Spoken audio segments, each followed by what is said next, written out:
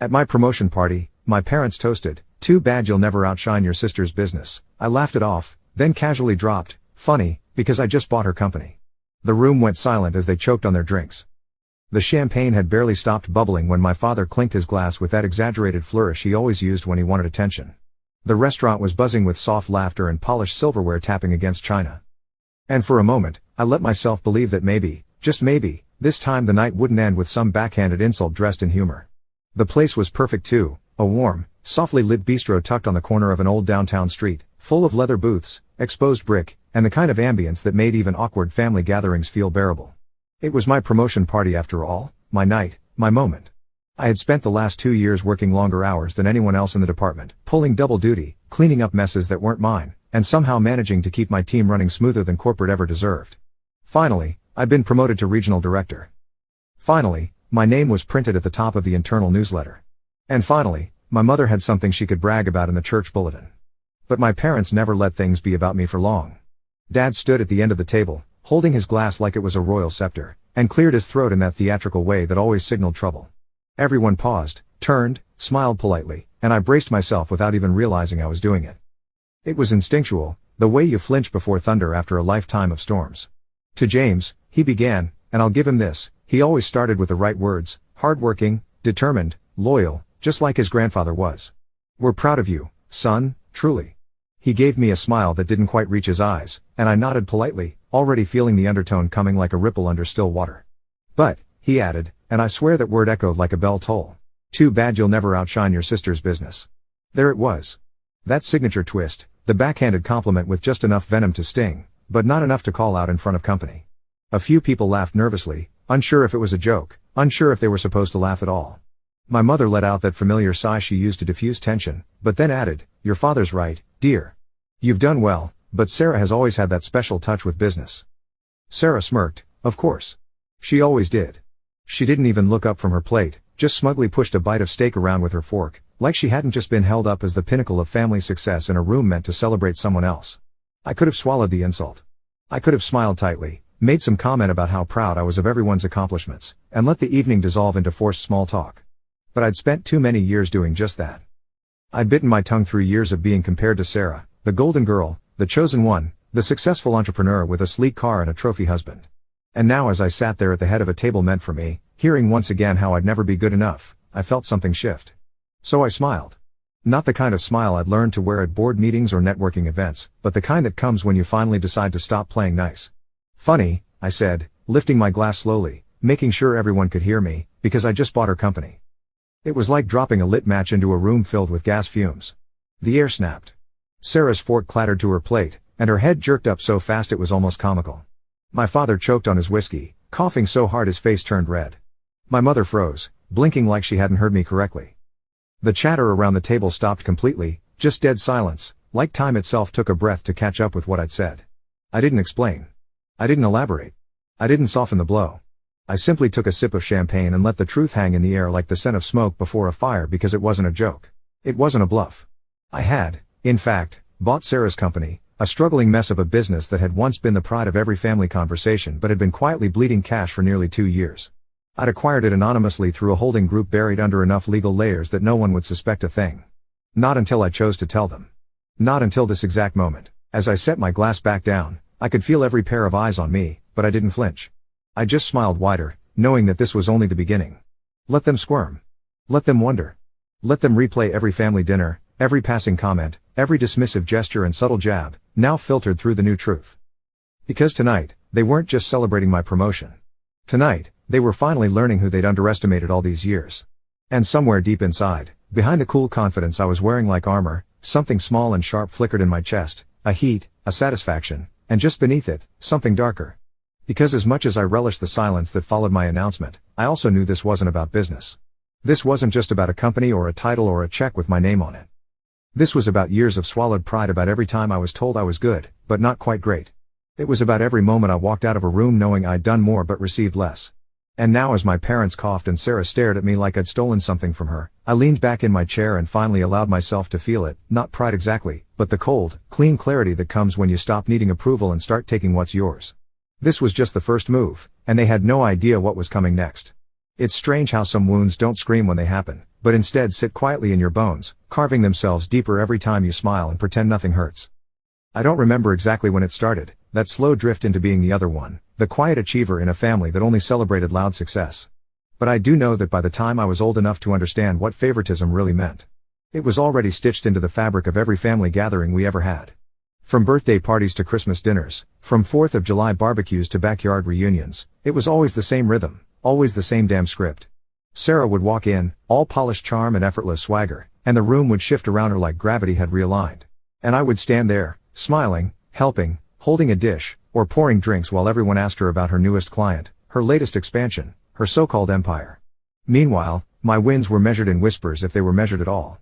I could work 80-hour weeks, hit every quarterly benchmark, hire, and train 3 new department heads, and still the most I'd hear from my father was, "That's nice, son, but have you seen Sarah's latest commercial?" My mother wasn't much better, always adding, "You should ask your sister for some business advice, James. She clearly knows what she's doing." The pedestal was already built before I had a chance to prove anything, and no matter how hard I tried, no matter how many milestones I passed, I never stood high enough for anyone to look up. I remember one Thanksgiving in particular, years before the promotion, when I had just landed a major contract for the company I was working at back then. I was still a mid-level manager, but that deal had changed everything, brought in new clients, expanded our reach, secured my position. I walked into that dinner carrying a pecan pie and a quiet glow of pride, hoping maybe someone would ask how things were going just once. But within 20 minutes, my father had launched into a speech about how Sarah was redefining entrepreneurship, how her new campaign had put her on the map, and how young people like her were the future of business.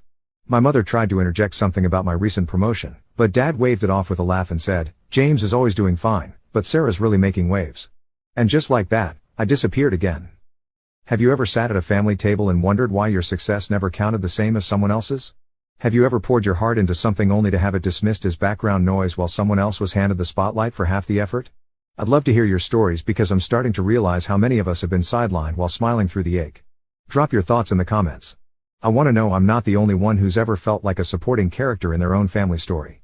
It wasn't just Dad either. My own mother, Elaine, was always gently complicit in her silence and occasional pointed remarks. She'd pat my hand and say things like, "You know how your father is, don't let it bother you," or "Just let Sarah have her moment, you've had yours." But when exactly had I ever had my moment? I couldn't remember a single time anyone in that family looked at me with the awe they reserved for her, even when she was stumbling through failed ventures or repackaging mediocrity as brilliance. It didn't matter what I did. I wasn't flashy. I didn't throw big parties. I didn't charm with sound bites or photo shoots. I just worked hard and kept my head down, and apparently, that didn't count.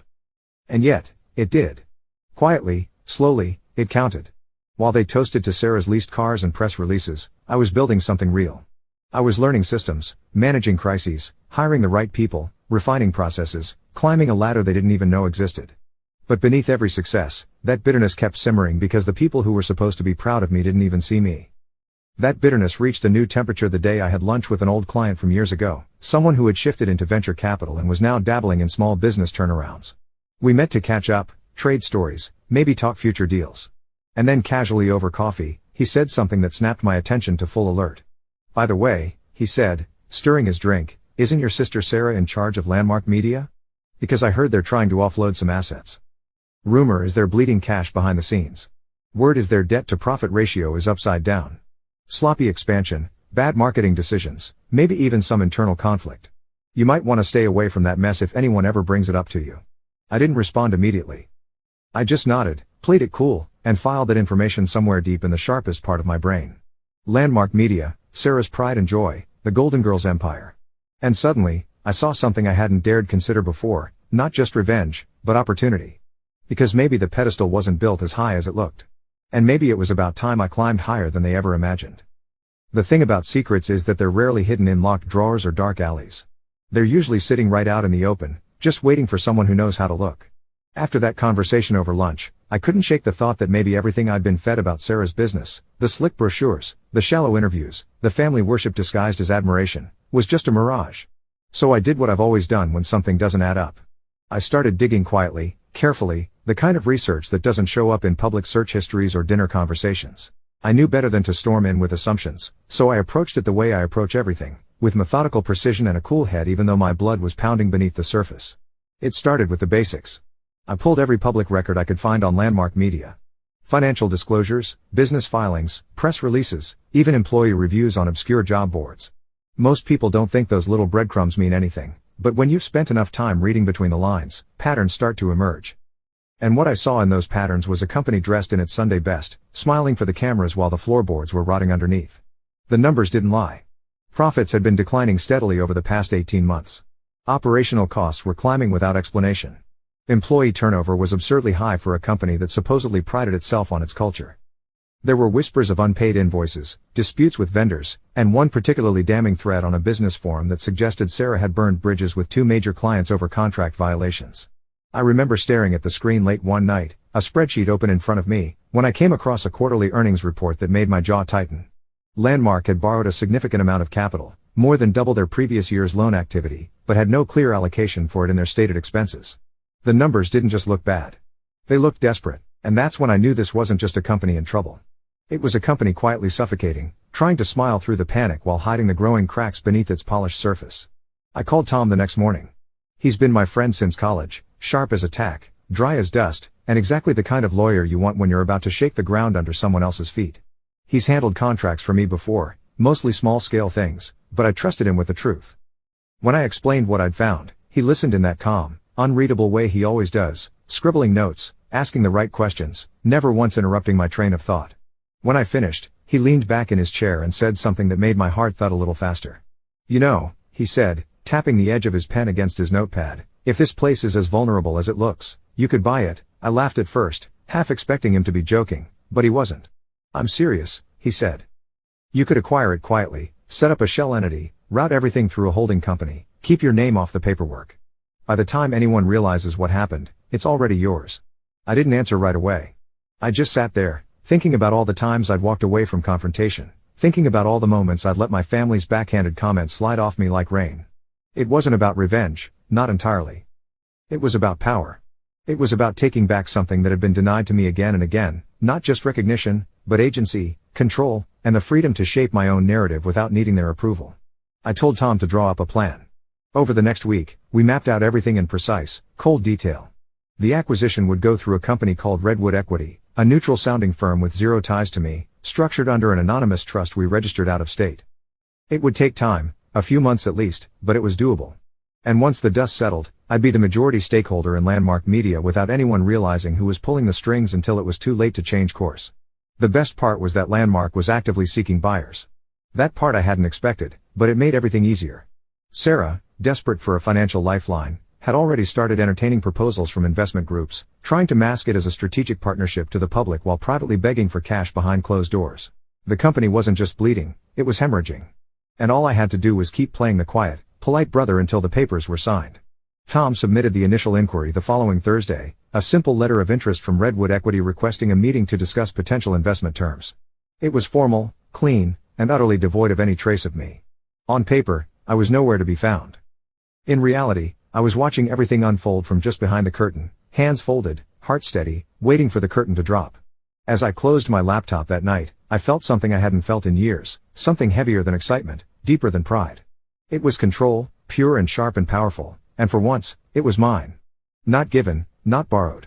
Not handed to me with a caveat or comparison attached. I didn't want applause. I didn't need it. But when the curtain finally lifted, I wanted them to know exactly who had been pulling the strings all along. There is something deliciously maddening about sitting across a dinner table from people who are blindly celebrating a lie, especially when you are the one quietly orchestrating the truth they'll never see coming until it's too late. I kept my face calm, my smile polite, my voice even, but inside, I was practically vibrating with the weight of what I knew. It had been just over 6 weeks since Tom sent that initial letter of interest under the Redwood Equity name, and everything had moved faster than either of us had anticipated. Sarah, drowning beneath a pile of debt she couldn't even fully articulate, responded with barely veiled enthusiasm, desperate to present herself as a savvy businesswoman seeking growth partners rather than what she really was. A sinking captain trying to sell a ship before anyone noticed the leaks. She hadn't asked many questions, which honestly surprised me. I thought she'd dig, maybe ask about the trust behind the acquisition firm or the real long-term intent behind Redwood Equity's interest. But Sarah, for all her pomp and polished appearances, was still the same short-sighted opportunist I remembered from our childhood, quick to grab anything that sparkled without ever questioning the hand that offered it. The negotiations began quietly, held in conference rooms I never physically entered and over phone calls I never had to make. Tom handled everything with surgical precision, and each time he updated me, I felt like another piece of the puzzle had clicked into place. And still, I kept showing up to family dinners like nothing had changed. There I was last Sunday, seated between my mother and my sister's husband, politely passing mashed potatoes and pouring wine while my father launched into yet another long-winded monologue about Sarah's supposed brilliance. "I'm telling you," he said, slapping the table with a meaty palm, "Sarah's company is going to explode this year. She's expanding west, thinking national scale. Big things coming. Real legacy moves." My mother nodded along, her eyes shining with that same misplaced pride she always wore when talking about Sarah, as if her accomplishments somehow justified every disappointment they had projected onto me for the last 20 years. I raised my glass and smiled, the corners of my mouth twitching slightly, because all I could think about was the ink drying on the latest draft of the acquisition contract. I knew the truth: they didn't. Sarah's company wasn't expanding. It was dissolving, and within days, it would legally belong to me. Every new decision, every direction, every deal would run through my desk. I had every document reviewed, every clause scrutinized, every loophole sealed. This wasn't a partnership or a merger. It was a quiet takeover dressed in polite legal language and business-friendly semantics. And Sarah, still oblivious, was bragging about new branding strategies and partnership opportunities like she wasn't signing away every ounce of her autonomy. She even joked over dinner about how the new investors were lucky to be working with her, about how they probably didn't realize what a steal they were getting. I chewed my food slowly, trying not to choke on the irony, imagining the look on her face the moment she saw my name on the final ownership paperwork once it passed through the final transfer process. What struck me most wasn't just how easy it was how disturbingly satisfying it felt. For years, I had been the one they overlooked, the one who stayed late and spoke softly, who didn't demand applause or attention, but earned every win with grit and strategy. And now I had outmaneuvered the very person they idolized without ever raising my voice or announcing my intentions. It was quiet power, clean power, the kind that doesn't come with fireworks, but with contracts and signatures and unspoken authority. Still, beneath the satisfaction, there was an unfamiliar unease creeping in. I couldn't quite explain it, not even to myself. Maybe it was guilt, though I doubted that I hadn't lied or stolen or manipulated. I had simply done what needed to be done. But maybe it was something else. Maybe it was the sharp realization that no amount of power would ever really fix what had already been broken in this family. They would still see Sarah as the golden girl, still toast her imaginary triumphs, still pretend that her downfall was a fluke instead of a reckoning. But I would know. I would always know. And that, strangely, didn't bring the full peace I thought it would. The final documents were signed on a rainy Tuesday morning. I sat in my home office, dressed in my usual understated work clothes, watching the electronic signature system confirm each document in real time. With one final click, it was done. Redwood Equity was now the legal owner of Landmark Media, and by extension, so was I. No press release, no fanfare, no dramatic announcements, just clean lines on a screen and a quiet shift in power that changed everything beneath the surface. I leaned back in my chair, staring at the final confirmation email, feeling a strange mix of pride and melancholy settle into my chest like fog rolling in after a storm. I had done it. I had won. But something in me whispered that the real reckoning hadn't even begun yet.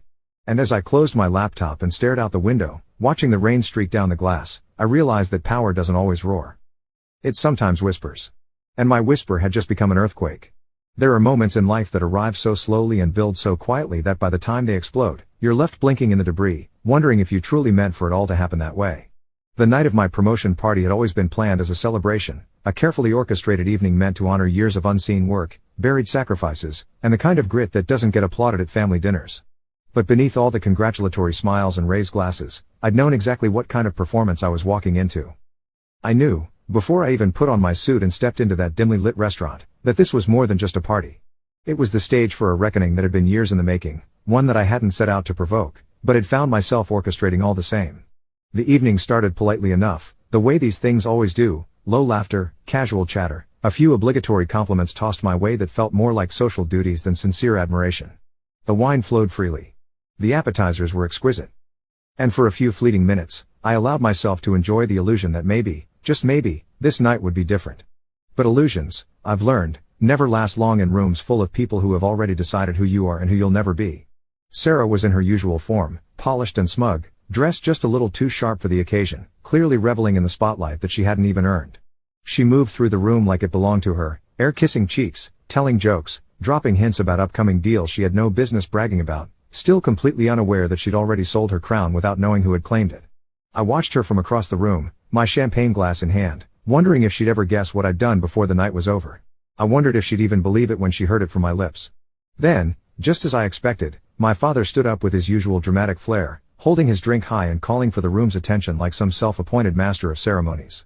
My mother stood beside him, nodding and beaming with practiced pride.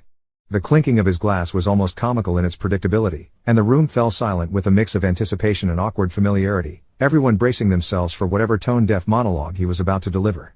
To James, he began, his voice loud and performative, drawing out the syllables like he was narrating a holiday movie. Our hard-working boy climbing his way up, step by step, always doing things the long, honest way. A few scattered claps echoed around the room, and I nodded politely, my face frozen in a smile that didn't reach my eyes. But he continued, pausing with a grin that told me exactly what was coming next.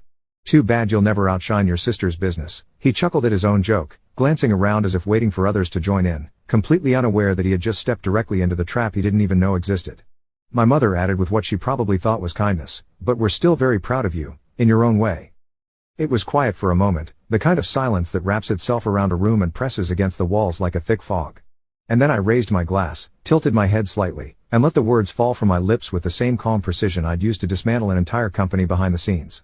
Funny, I said, not raising my voice, but speaking just loudly enough that no one could mistake what I was saying, because I just bought her company. There was a beat of stunned silence before the entire room shifted. My father sputtered mid-sip, coughing violently into his drink as a few guests turned sharply in their seats. My mother's champagne glass slipped slightly in her hand, spilling onto the white tablecloth. Sarah's face went pale, then flushed a deep, blotchy red, her jaw tightening as she looked at me like I'd just slapped her across the face in front of everyone. The whispers started immediately, low murmurs, exchanged glances, confusion rippling through the crowd like a slow-moving wave. I didn't say anything more. I didn't need to. The sentence had done everything I intended it to do. It wasn't just about humiliating her, although I'd be lying if I said it didn't feel like justice. It was about reclaiming the space I had been denied for so long, the seat at the table they'd always said wasn't mine, the respect they had always withheld no matter how many battles I fought or victories I earned. Sarah didn't speak. She couldn't. Her mouth opened, then closed, but no words came out. She glanced toward her husband, then toward her drink, then finally toward our parents, whose expressions had soured into something between disbelief and rage. My mother sat rigidly, hands folded in her lap, eyes locked on her plate as if pretending not to see would somehow undo what had just happened. The irony was so thick it was almost suffocating. How many years had they spent singing her praises, worshipping her supposed genius, propping her up as the shining example of success while ignoring everything I was quietly building in the background? And now, without so much as raising my voice, I had knocked their golden girl off her pedestal with a single sentence. Still, as the shock settled and the air grew heavier, I felt something I hadn't expected to feel at all. Doubt. Not about the decision, not about the business, but about the part of me that had waited so long for this moment. Was this strength or was it pettiness? Had I made a point or had I simply drawn blood for the satisfaction of watching it spill? I excused myself before dessert, telling everyone I had an early meeting in the morning, which was true, but also a convenient excuse to leave the tension-filled room I'd set ablaze. As I stepped out into the cool night air, shoes clicking against the pavement, I let the silence wash over me. It should have felt like victory, and maybe it did. But underneath the satisfaction was a whisper I couldn't shake, one that asked if power ever really fills the void where love was supposed to be. And I wasn't sure I liked the answer. It didn't take long for the fallout to begin, and in many ways, I had known it was coming, had anticipated every piece of it like clockwork, but nothing really prepares you for the way anger sounds when it's thrown at you through a phone speaker at full volume. Sarah called the next morning, and then again that afternoon, and then twice more before the day was over, leaving a string of voicemails that swung wildly between disbelief, fury, and something almost resembling desperation. I listened to the first one in full just to hear the tremble in her voice, that guttural panic beneath the rage as she demanded to know how I could do this to her, to the family, to everything we built as she put it. As though I hadn't watched from the sidelines while she built her empire on sand, as though I owed her something simply because our bloodlines had crossed at birth. The next message was shorter, angrier, more vicious. She called me vindictive. She called me selfish. She even accused me of sabotaging her on purpose, which, ironically, was the only part she was actually right about. I didn't return the calls. I didn't even consider it. There was nothing left to say, nothing I could offer that would soften the blow or change the outcome. The truth had already landed like a freight train, and whether she saw it as betrayal or justice wasn't my concern anymore.